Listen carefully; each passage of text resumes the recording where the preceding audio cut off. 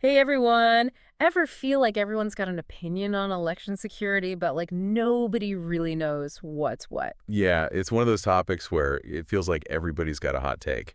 Today we're going deep on something that's even got tech giants like Elon Musk uh, chiming in, Yeah. voter ID and paper ballots. It's interesting how that keeps coming up, right? Yeah, Especially with Musk recently saying we need voter ID and paper ballots in all 50 states. yeah, Really got people fired up.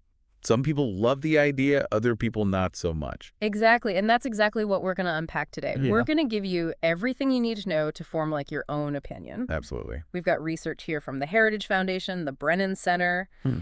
even some global comparisons, just to add a little perspective. It's not just about like both sides of the argument either. Right.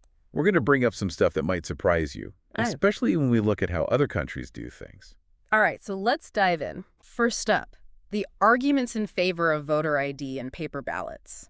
Why are some people, including, big names like Elon Musk, so convinced that this is like the key to election security? I think a lot of it is about trust, like Mhm. making people feel confident in the system. Hmm. Like the Heritage Foundation, they've got this database of election fraud cases, and they say it proves that voter ID laws actually help prevent fraud. Okay, so They say requiring an ID, it's just that extra layer of making sure the person voting is who they say they are. it's kind of like when you need an ID to drive or open a bank account. Exactly. Given by like certain medications over the counter. Right. You got to prove who you are. Got to prove who you are. It's just about making sure things are done right. And people feeling good about the results, that's huge. Yeah. Think back to that Carter Baker Commission in 2005. Bipartisan group known for being pretty credible. Exactly. And they said voter ID, that's the way to make elections more trustworthy. Mm. And you can't ignore what people want, right? Yeah. A Rasmussen poll in 2021 showed that most Americans, even most Democrats, they want voter ID laws. Definitely an argument that speaks to a lot of people. Yeah. But like with anything this complicated, there's another side to this story. Absolutely. One that we got to explore. Security and trust are key. Yeah. But there are some arguments against voter ID and paper ballots that we need to look at. Okay, so walk us through those concerns. What are people worried about? Well, one of the big ones is disenfranchisement, basically keeping people from voting. Got it. The Brennan Center, they do a ton of research on this, and they found that voter impersonation fraud, the kind that voter ID is supposed to stop, it's super rare, like between 0.0003% and 0.0025%. Whoa, that's a tiny number. If it's Yeah. that rare, why are people so worried about it? Well, opponents of voter ID laws say it creates hurdles, especially for people who might have trouble getting an ID. Right. Think about older folks who don't drive anymore, or people with low incomes who can't easily get to the DMV, Mm. or minorities who have faced discrimination trying to get those services. And let's not forget the logistics. Okay. Switching to paper ballots everywhere, making all these changes, it would be a huge, expensive project. For sure. Yeah. There was a study by the GAO in 2014, and they found that voter ID laws can actually make people wait longer at the polls. Really? And some people might get discouraged and not even vote at all. Interesting. The ACLU, they've been really vocal about this, calling voter ID a form of voter suppression. Mm. They say instead of making elections more secure, these laws actually make it harder for people who already face obstacles to voting. And when it comes to paper ballots, are they really a foolproof solution? Right. I mean, sure, they give you a physical record, but can't they be tampered with? Sure. Or miscounts could still happen, right? Absolutely. Paper ballots aren't perfect. Yeah. There are still security risks, and dealing with them on a huge scale like a national election with millions of votes, Right. it can be a real challenge. It's a lot of paper. Yeah. And there's this interesting thing from the Electoral Integrity Project. Okay. They rank countries on how fair and accessible their elections are. Okay. And the U.S. actually ranks below a lot of other democracies. That's surprising. What all goes into those rankings, and why is the U.S. scoring lower? They look at all sorts of things, like how easy is it to register to vote? How easy is it to actually cast your ballot? And just the overall integrity of the system. Mm. And it seems like the U.S. has some work to do when it comes to making sure elections are fair and everyone can vote easily. Okay, so it sounds like there are valid concerns about both voter ID and paper ballots. Yeah. What about the National Conference of State Legislatures? Right. They're usually pretty plugged into what's happening at the state level. They're definitely key players in this. And they're all about finding the right balance between making elections secure and making sure everyone can vote. Okay.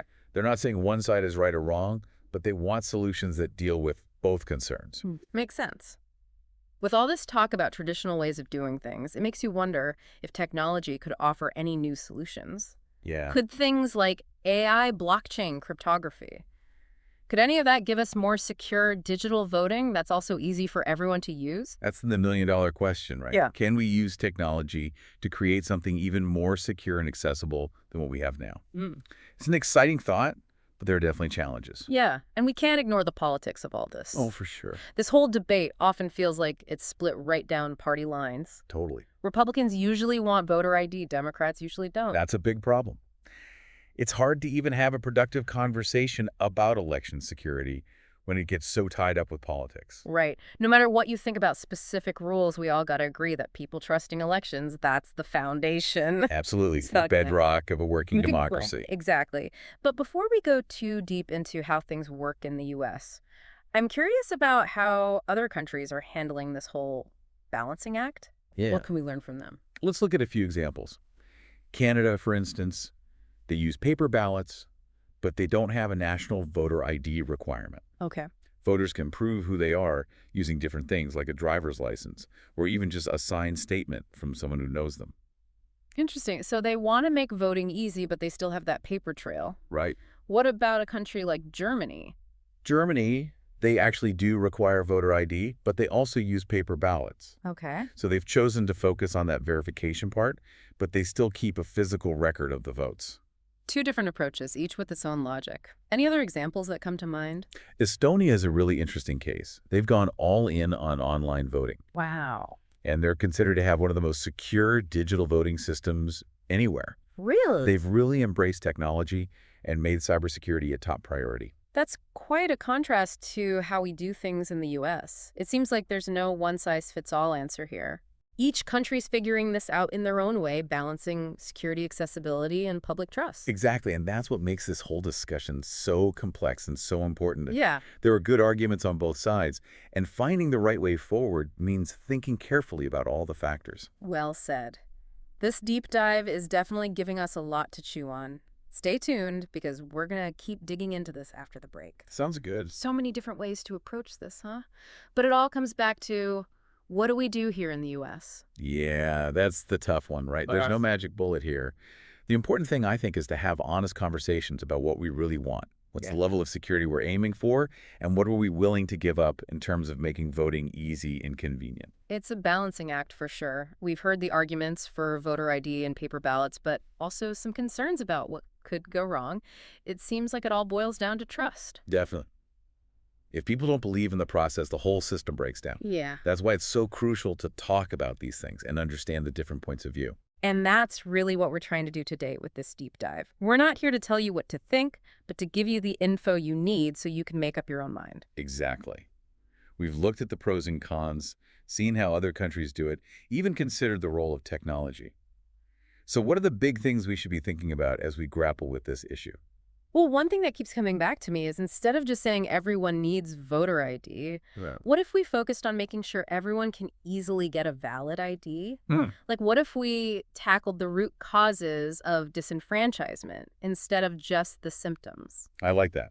It's not just about having the rule. It's about making sure the rule doesn't create roadblocks for certain groups. Exactly. And what about groups that aren't tied to any political party? You mean nonpartisan organizations? Yeah, exactly. Yeah. They could be so helpful in giving people unbiased information and analysis, cutting through all the political spin and helping people trust the system. Absolutely. Organizations like the Brennan Center or the Electoral Integrity Project, they have so much knowledge, they can really help inform both the public and the people making the laws.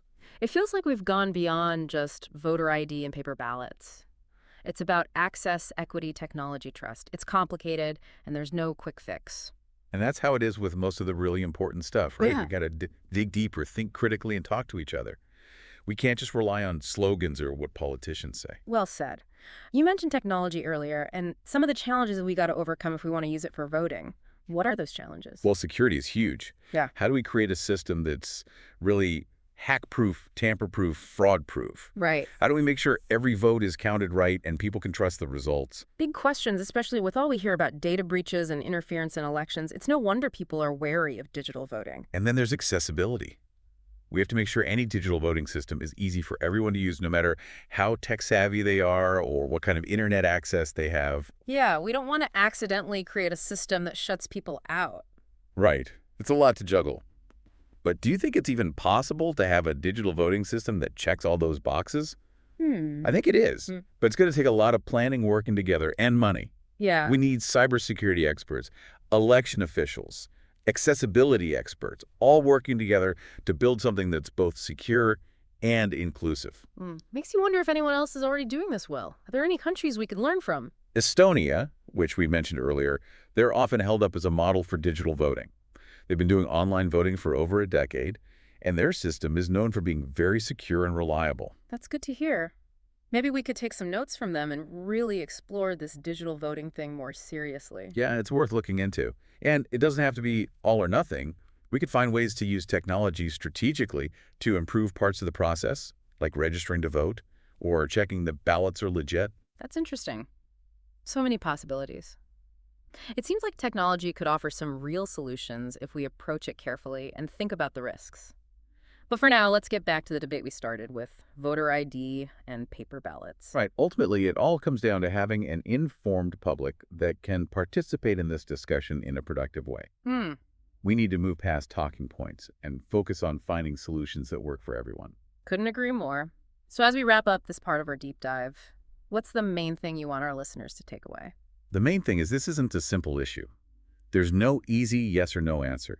There are strong arguments on both sides, and finding the right way forward means thinking about everything involved. It's about weighing the good against the bad and making sure any changes we make actually protect the core values of our democracy. Free, fair, and accessible elections for everyone. Exactly. A lot to process, right? But that's why these conversations are so important.